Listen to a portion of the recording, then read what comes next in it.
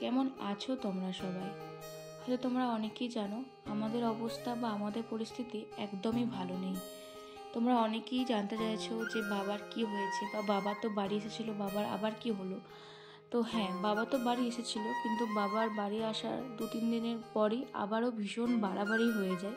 সেজন্য বাবাকে আবারও অ্যাডমিট করতে হয়। বাবার এতটাই বাড়াবাড়ি হয়ে যায় যে আগের থেকেও এটা ভীষণ খারাপ পর্যায়ে চলে যায়। সেজন্য বাবাকে তো 1 সপ্তাহ হয়ে গেল, আগের সোমবারে বাবাকে অ্যাডমিট করা হয়েছে। বাবাকে ভেন্টিলেশনে দেওয়া ছিল।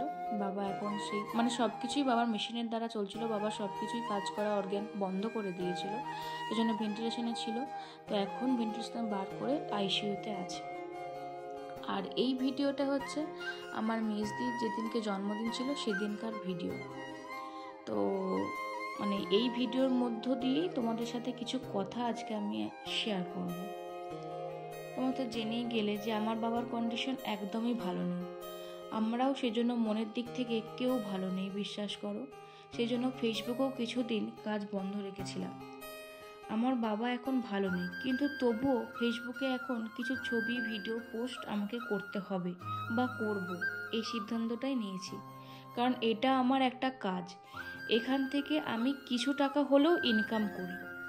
তোমরা অনেকেই হয়তো আমাকে বলবে বা মনে মনে খারাপ ভাববে যে এ কেমন মেয়ে রে বাবা, বাবার এরকম কন্ডিশন, তাও ফেসবুকে এখন ছবি পোস্ট করছে, ভিডিও করছে।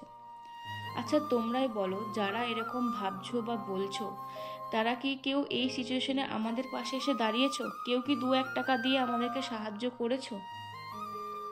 আমরা কতটা কষ্টে আছি, কি সিচুয়েশনের মধ্য দিয়ে যাচ্ছি, সেটা শুধু আমরাই জানি, বিশ্বাস করো।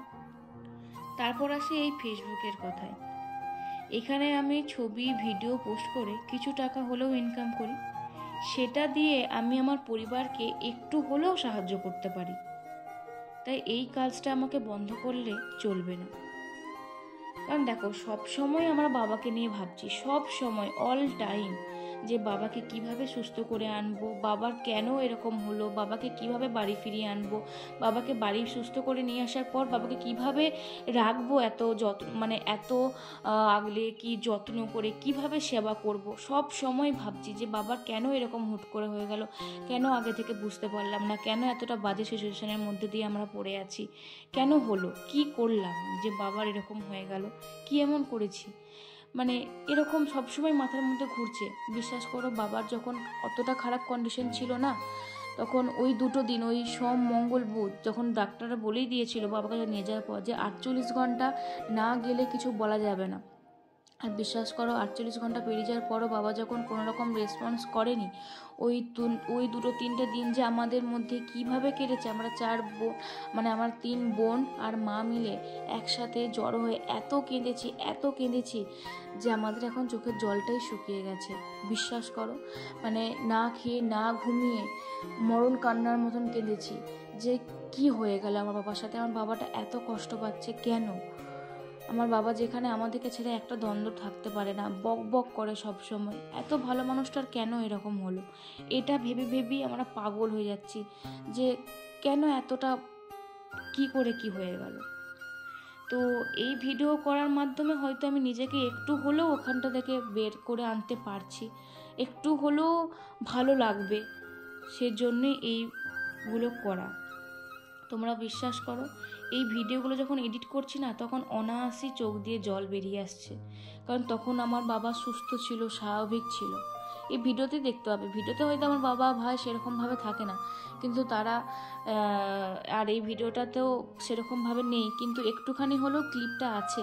বাবা সেই দোকান থেকে এসে কেক টেক কাটার পর বাবা এসে একটু কেক আর মুড়ি নিয়ে বসেছিল বাবা শোভাতে, সেইটুকু একটুখানি এক ঝলকের মতন ক্লিপটা আছে, তোমরা নিজেরাও দেখবে তখন বাবা কত ভালো ছিল। তো এইগুলো দেখতে দেখতে বড্ড খারাপ লাগে। আর এই জন্মদিনের রাত থেকেই বাবার পেটে যন্ত্রণা শুরু হয়, তারপর দিনে ডাক্তার দেখানো হয়, আর তারপর দিন থেকেই হয় বাড়াবাড়ি, 27শে মে থেকে হয় বাবার বাড়াবাড়ি। বাবাকে আইসিইউতে এই কতুলপুরের মধ্যেই ভর্তি করা হয়। আর দেখো, তার 1 মাস প্রায় হতেই চললো বাবাকে নিয়ে এরকম হচ্ছে। আমার বাবা কিছুতেই সুস্থ হচ্ছে না, সব করার চেষ্টা করছি, আমাদের শেষ বিন্দু পর্যন্ত আমরা চেষ্টা করে যাচ্ছি বাবাকে কিভাবে সুস্থ করা যায়, বাবাকে কিভাবে ভালো করে বাড়ি আনা যায়, এটাই আমরা ভেবে যাচ্ছি। মাথা ঠান্ডা রেখে আমাদেরকে ওভারকাম করতেই হবে। তাই তোমাদের কাছে একটাই অনুরোধ, কেউ প্লিজ খারাপ মন্তব্য করো না, আমাদের পাশে থেকে আমাদেরকে ভালোবাসা দাও। আর আমার বাবার জন্য একটু প্রার্থনা করো যেন আমার বাবা খুব তাড়াতাড়ি সুস্থ হয়ে যায়, আমার বাবা যেন আবারও আগের মতন হয়ে যায়, বাবা যেন সব জায়গা যেতে পারে, করতে পারে, আবার যেন হাসি খুশি এই পরিবারটা যে একটা মানে অন্ধকারের দিকে চলে গেছে সেই পরিবারটা যেন আবারও আলো ফিরে পায়, যেন সব কিছু আবার যেন একসাথে সবাই মিলে হয়ে যেন আনন্দ করতে পারি। এটাই চাই ভগবানের কাছে, আমরা সবসময় ভগবানকে ডাকছি, কারণ এটা ভগবান ছাড়া কেউ আর ঠিক করতে পারবে না, কারণ এই রোগটাই এরকম। তাও আমরা সব কিছু ভগবানের ওপর ছেড়ে দিয়েছি, পারলে একমাত্র ভগবানই পারবে। তাই তোমাদের কাছেও একটাই রইল, ভগবানের কাছে প্রার্থনা করো আমার বাবা যেন ভালো হয়ে যায়, সুস্থ হয়ে যায়, তাড়াতাড়ি যেন বাড়ি ফিরে আসে। আমরা সত্যি ভীষণ কষ্টে আছি, ভীষণ মানে পরিস্থিতিটা ভীষণই খারাপ যাচ্ছে এখন, জানি না কিসের নজর লাগলো, কি হলো। যাই হোক, এটাই তোমাদেরকে একটু বার্তা দেওয়ার ছিল। আমার অনেক ভিডিও করা আছে, আমার অনেক রিলস করা আছে, সেগুলো পোস্ট করবো আস্তে আস্তে। তোমরা প্লিজ কেউ খারাপ ভেবো না যে এই সময়ের মধ্যে আমরা এখন করেছি, কিন্তু সেগুলো একদমই না, আগে আমার করা ছিল। তো যাই হোক, আজকের মতন ভিডিওটা এই পর্যন্তই। বাই।